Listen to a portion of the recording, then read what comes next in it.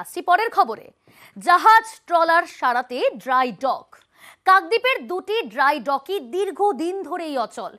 এতেই সমস্যায় কাকদ্বীপ ও ফ্রেজারগঞ্জের মৎস্যজীবী ও ট্রলার মালিকরা।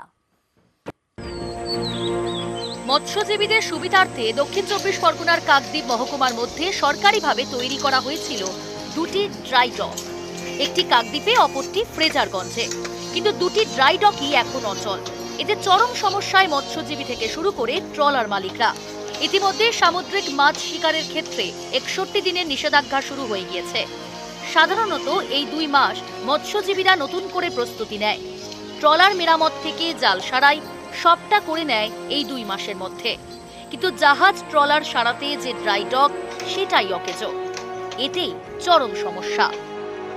ড্রাই ডকটা পলিপরে পুরোই অকেজো হয়েছে, একদমই ড্রাই ডকের আমরা কাজ করতে পারছি না। কারণ বলতে ট্রলারটা এত ড্রাই ডকটা এমন স্লিপে তৈরি হয়েছে, ওইভাবে ট্রলার তোলা যাচ্ছে না, ওটা সিস্টেমটাই ভুল করা হয়েছে।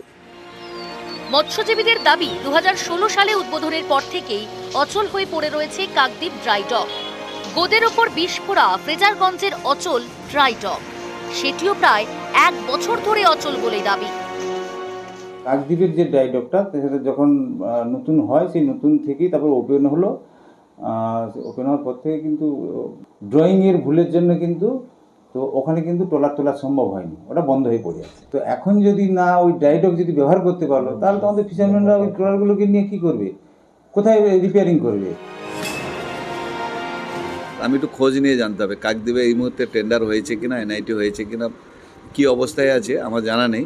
তবে আমি যতটুকু জানি যে আপাতত বন্ধ আছে। আমি চেষ্টা করব যাতে কথাবার্তা হয়ে যাতে তাড়াতাড়ি এটা মেরামত করে দেওয়া যায়। বিশ্বজিৎ হালদার, নিউজ 18 বাংলা।